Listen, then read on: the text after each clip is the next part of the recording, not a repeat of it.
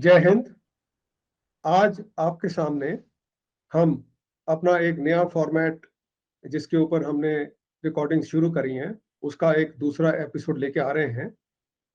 हम MRO digest forums की तरफ से आपके पास एक बहुत ही known defence analyst major general doctor Ashok Kumar, जो कि काफ़ी आर्टिकल्स लिख चुके हैं, 300 से ज़्यादा, और मीडिया में भी कई दफ़े बुलाए गए हैं, बुलाए जाते हैं उनके कमेंट्स के लिए, उनको लेके आ रहे हैं। उनका जो काम उन्होंने करा हुआ है और जो उनका आर्टिकल्स हैं और उनका जो कुछ वीडियोस हैं उसके नीचे इसमें डिटेल्स में लिंक दिए होंगे, जरूर आप उनको भी जाके देखें। मैं रिक्वेस्ट करूंगा major general doctor Ashok Kumar से कि वो हमारे सामने अपनी एक ऐसी कहानी रखें जिससे कि हम सबको उनकी नॉलेज का, उनके ज्ञान का हमें फायदा हो। Thank you general Matharu sir कि आपने मुझे अपनी बात कहने का मौका दिया। और सर, मजेदार बात यह है कि आज मैं जो आपसे कहने जा रहा हूं यह किसी विषय पर मेरी सोच का हिस्सा नहीं है। यह मेरे द्वारा अपने ही जीवन का भोगा हुआ एक सच है। और मुझे लगता है कि जब हमारे दर्शक या श्रोता उससे रूबरू होंगे तो उनको भी कुछ एक ऐसे पहलुओं की तरफ देखने का मौका मिलेगा जिससे हमारे देश का भविष्य बदल सकता है। बात सर शुरू होती है मेरे आखिरी अपॉइंटमेंट से, जब मैं ईस्टर्न कमांड में एमजीजीएस, एसडी एंड डब्ल्यूई की जिम्मेवारी निभा रहा था। और यह ब्रांच ऐसी है जिसके ऊपर कमांड में प्रोक्योरमेंट की जिम्मेवारी रहती है।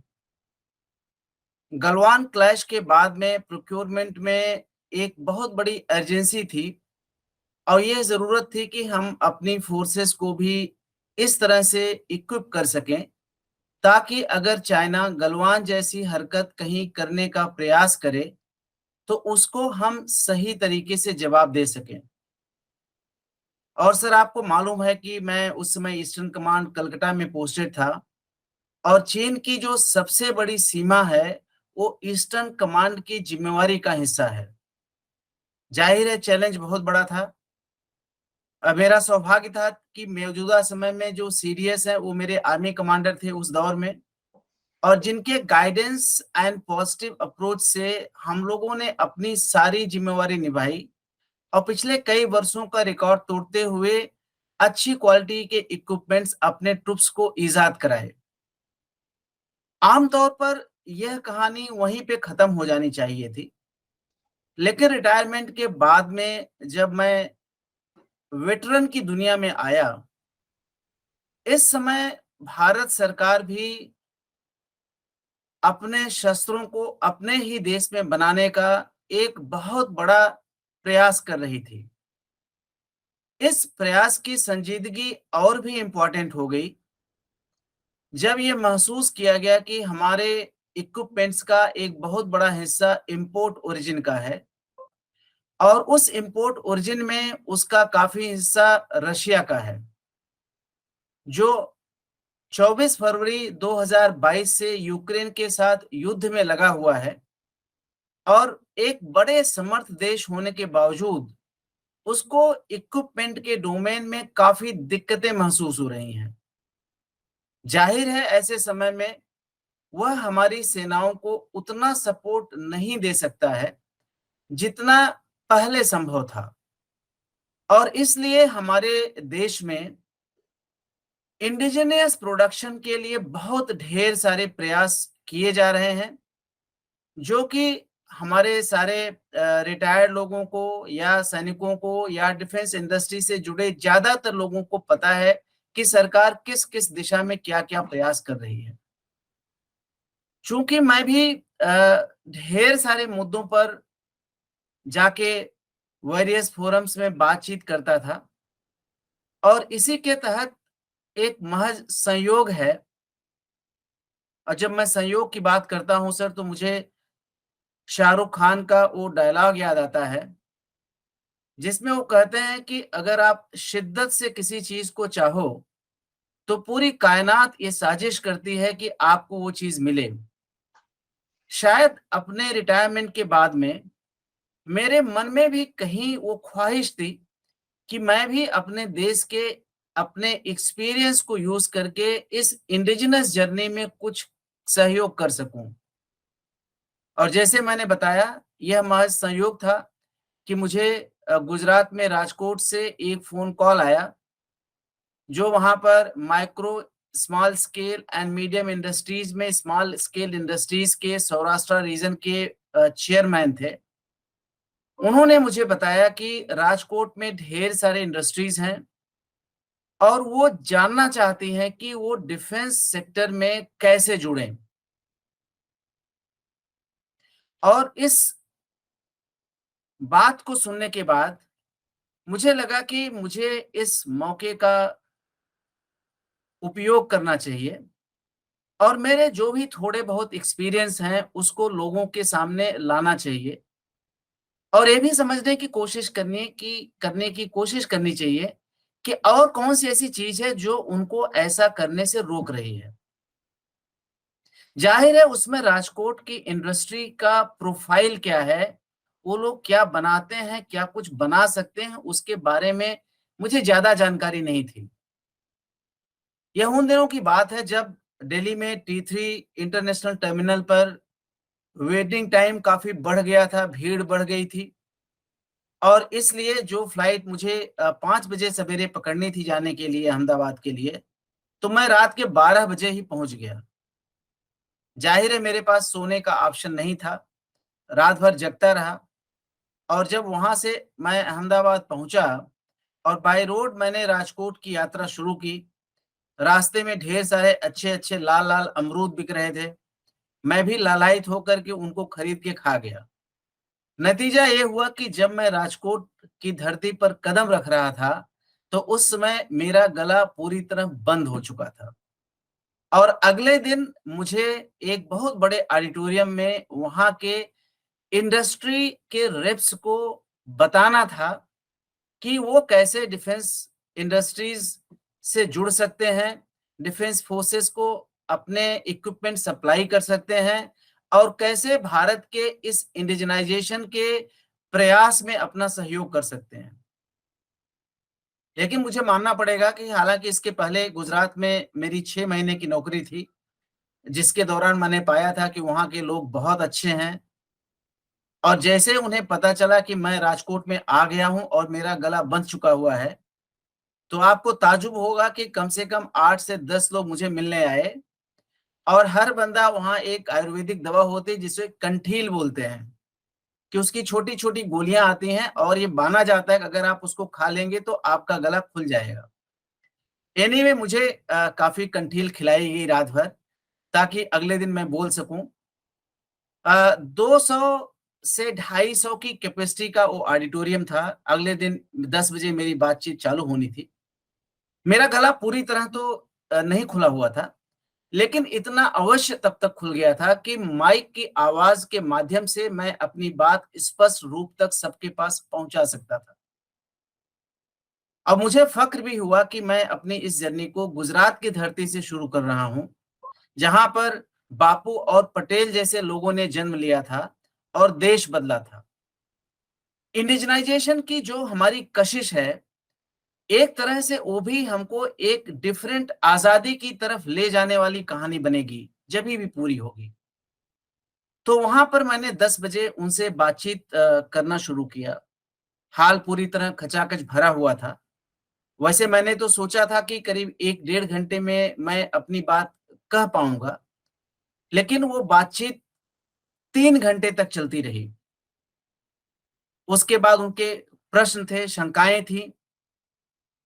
फिर ये तय किया गया कि चूंकि वह गैदरिंग सभी के लिए ओपन थी, तो दोपहर के बाद लंच ब्रेक के बाद में अगर किसी इंडस्ट्री हाउस को कोई खास क्वेरी है, तो वो लोग मिलने के लिए आ सकते हैं। हमें उम्मीद थी कि खास मिलने की कोशिश में मुश्किल से 7-8 लोग आएंगे और उनका एक छोटा सा मिनी ऑडिटोरियम था जिसकी कैपेसिटी तकरीबन 20 की थी। वहां पर बैठने और बातचीत करने का प्लान बनाया गया था। लेकिन जब मैं वहां नियुक्त किए हुए समय से पहुंचा तो मेरी आंखें फटी की फटी रह गईं। वो हॉल में तो 20 सीट पे लोग बैठे हुए थे और करीब 60 लोग बाहर खड़े थे।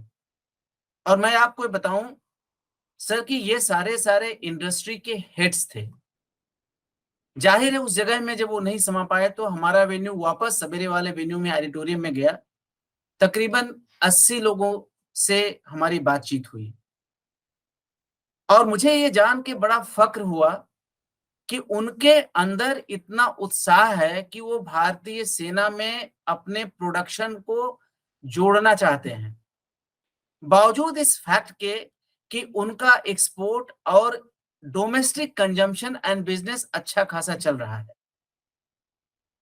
मेरा जो भी अनुभव ईस्टर्न कमांड का या डिफेंस फोर्सेस में प्रोक्योरमेंट का रहा है, वो इस तरह का रहा है कि आप एक ट्रांसपेरेंट सिस्टम में डील करते हैं, लेकिन वहां पर लोगों से बातचीत करने से उनकी ढेर सारी शंकाएं सामने आई।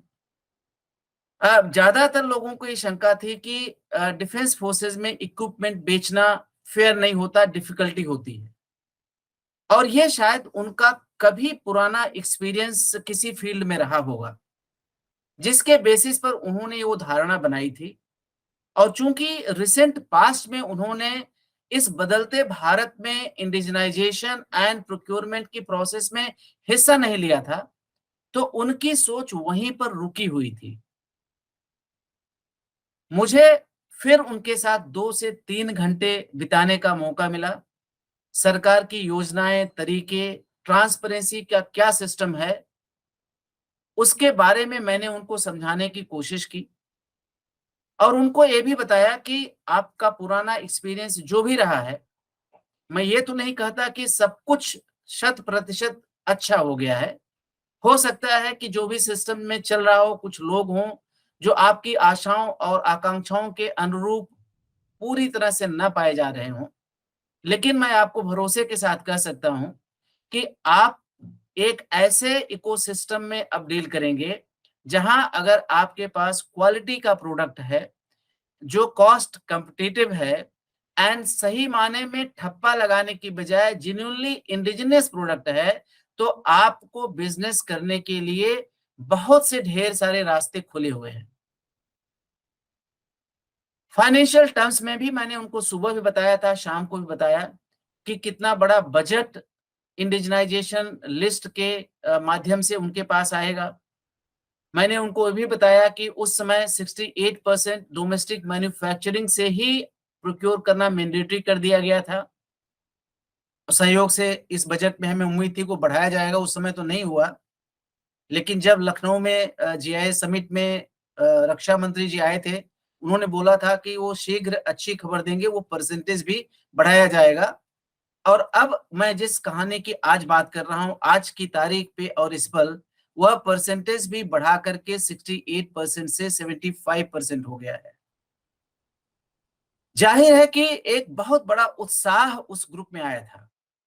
मेरे को राजकोट की इंडस्ट्री सुबह और शाम के बातचीत करने से ये तो लगा था कि कुछ खास है, लेकिन मेरा अभी भी उसका ग्राउंड में साक्षात्कार नहीं हुआ। चूंकि मैं अगले एक दिन और राजकोट में रहने वाला था, तो ये कोशिश हुई कि अगर कोई लोग चाहें तो हम उनकी इंडस्ट्री को विजिट कर सकते हैं, देख सकते हैं कि क्या वो प्रोड्यूस कर रहे हैं, क्या वो और प्रोड्यूस करते हैं, डिफेंस फोर्सेस में हमारी आम समझ के मुताबिक किन चीजों का आवश्यकता है, ताकि उनको पता चले कि वो कैसे इस दिशा में जुड़ सकते हैं। और सर आपको आश्चर्य होगा कि आप मेरी इंडस्ट्री में आइए, मेरी इंडस्ट्री में आइए, पूरी तरह से मारामारी हो गई थी।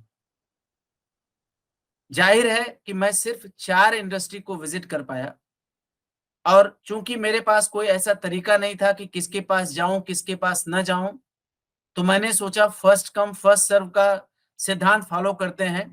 तो जो 4 फर्स्ट लोगों ने वहां पे अप्रोच किया था, तो मैंने कहा ठीक है, हम आपके यहाँ आएंगे। और अब यहां से खास बात शुरू होती है सर। जब मैंने उनकी इंडस्ट्रीज को विजिट किया, सिर्फ 4 को, जबकि वहां पर 2500 इंडस्ट्रीज के आसपास इंडस्ट्रीज हैं और ज्यादातर मैकेनिकल पार्ट्स की मैन्युफैक्चरिंग जो है फोर्जिंग में, सीएनसी मशीन के यूज से, लेथिंग से, अन्य इस तरह के प्रोडक्ट्स वो ज्यादा बनाते हैं। कुछ वेरिएशंस भी हैं अलग फील्ड में भी, बट अम्युनिशन के सेल्स के कार्ट्रिजेस बनाते हैं, बहुत सी चीजें बनाते हैं। और जो प्रिसीजन एंड जिस तरह की मशीनिंग उन्होंने अपने असेंबली लाइंस में लगा रही थी, उसको देखकर सर किसी भी भारतीय के को गर्व होगा कि उसके देश में राजकोट जैसी जगह में इस तरह की चीजें लगी हुई हैं और 0.5 माइक्रोन के प्रिसीजन तक की चीजें बना रहे हैं और जो दुनिया में एक्सपोर्ट हो रही हैं। और उन चार को देखने के बाद हमारे पास समय नहीं था कि हम बाकियों में जा पाए, लेकिन इतना भरोसा जरूर हो गया कि अगर आज की तारीख में भी हम अपना इंडिजिनाइजेशन का तरीका बदलें तो अगले 6 महीने से लेकर 1 साल के भीतर कम से कम मैकेनिकल पार्ट्स के डोमेन में 100% इंडिजिनाइज करने का मादा हमारे इंडस्ट्रियलिस्ट में है। और मैं अब एक प्रदेश के एक शहर की बात कर रहा हूं, जबकि हमारे ढेर सारे प्रदेशों में ढेर सारे एंटरप्रेन्योर्स ऐसे हैं जिनके अंदर इस तरह की असीमित क्षमताएं हैं और लगन है।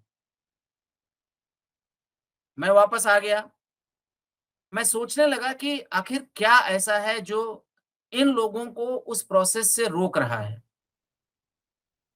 फिर मैंने रियलाइज किया, एक तो उनके पास इंफॉर्मेशन गैप है कि डिफेंस में नीड क्या है, प्रोसेस क्या है। बावजूद इसके कि ज्यादातर चीजें ओपन डोमेन पर या डिफेंस प्रोक्योरमेंट पैनल की साइट पर या एमओडी की साइट पर अवेलेबल हैं, लेकिन वो इंफॉर्मेशन गैप एग्जिस्ट करता है। और चूंकि उनका माइंडसेट कुछ पहले नेगेटिव एक्सपीरियंस से भी ग्रसित था, तो शायद मौजूदा नियमों को वो तलाश करने की भी कोशिश नहीं कर रहे थे। फिर मैंने जो इंडिजिनाइजेशन लिस्ट थी सर, उस पर एक बार फिर से नजर दिया। हालांकि मैं इस पर एक लेख भी लिख चुका हूं, और उसमें मैंने पाया कि उन लिस्ट में आइटम्स या प्रोडक्ट का नाम तो है जिसको हम इंपोर्ट नहीं करना चाहते, और वो टाइमलाइन भी लिखी हुई है। उसमें यह भी लिखा हुआ है कि मौजूदा समय में कौन सी पब्लिक सेक्टर अंडरटेकिंग या डीआरडीओ उसको देख रहा है। लेकिन इसके बाद सारी इंफॉर्मेशन यहीं पे समाप्त हो जाती है।